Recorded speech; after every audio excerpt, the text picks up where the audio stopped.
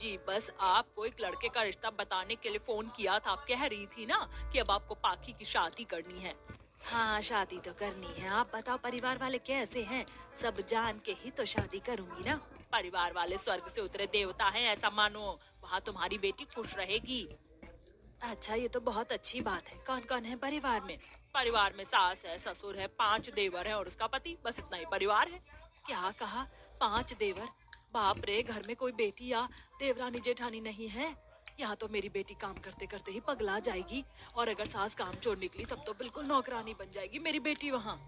अरे कितना ज्यादा सोचती हो। क्या कहते हैं आजकल, ओवर थिंकिंग। ओवर थिंकिंग मत करो महिमा। परिवार के सदस्य एकदम खरा सोना है। उस घर के एक एक देवर संस्कारी, आदरणीय और लड़कियों की इज्जत करने वाले हैं। बहन नहीं है तो क्या हुआ, अपनी भाभी को बहन की तरह रखेंगे वो लोग। अच्छा ठीक है, अब मैं सोच कर बता दूंगी। तुमको 1-2 दिन का टाइम दो मुझे। अब महिमा ये चर्चा पड़ोस के लोगों से करती है।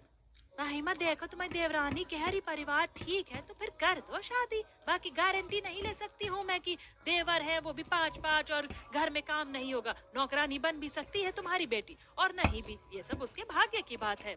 और इतना मत सोचो महिमा, एक ना एक दिन तो बेटी की शादी तुम्हें करनी ही है। और अगर लड़के वाले पैसे वैसे नहीं ले रहे तो अपनी गरीब बेटी की शादी कर ही दो। कब तक सोचती रहोगी? वहीं दूर खड़ी पाखी ये सब सुनकर खुद से कहती है। हे भगवान, मेरी चाची को और कोई परिवार नहीं मिला जो ये देवरों से भरा ससुराल मेरे लिए ढूंढ लिया। मैंने अपनी आंखों से देखा है देवर आजकल क्या करते हैं अपनी भाभियों के साथ। मेरा तो सपना था कि मेरे ससुराल में मेरे सास ससुर जेठानी नंद सब हो, जहाँ जाकर मुझे बहन का प्यार मिल पाए। लेकिन यहाँ तो सिर्फ देवर ही देवर भरे हुए हैं। वहीं महिमा भी अब दुविधा में आ जाती है और घबराती हुई अपनी देवरानी को उस देवर से भरे परिवार में पाखी की शादी की बात आगे बढ़ाने के लिए कह देती है। ये सुनकर पाखी अपनी माँ से। माँ, आप चाची की बातों में क्यों आ रही हैं? आपने देखा है ना आजकल के देवर कैसे होते हैं, और आप फिर भी मेरी देवर से भरे ससुराल में शादी करवा रही हैं। अरे मेरे इतने सपने हैं माँ, वो सब चकनाचूर हो जाएंगे। चारों तरफ सिर्फ लड़के ही लड़के। मैं कैसे रहूंगी वहाँ? अगर मुझे किसी चीज की जरूरत हुई तो मैं किससे कहूंगी? बेटे, जरूरी नहीं कि हम हर बार नकारात्मक होकर ही फैसला लें। आसपास का माहौल हमारा इतना अच्छा है नहीं, इसीलिए हमने ऐसी चीजें देखी हैं। पर जिस जगह पर तेरे ससुराल वाले रहते हैं वो जगह काफी अच्छी है।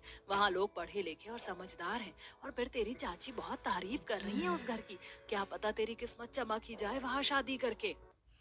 तभी कुर्सी पर बैठा दिनेश। हाँ बेटी, तेरी माँ ठीक कह रही है।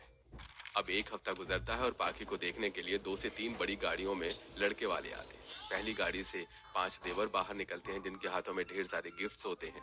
दूसरी गाड़ी में पाखी के होने वाले सास ससुर और उसका पति बाहर आते हैं। सभी लोग अब घर के अंदर आते हैं। महिमा सबको कुर्सी पर बिठाती है। वहीं टेबल पर पाखी सबके लिए चाय, नाश्ता, समोसा, नमकीन सर्व करती है।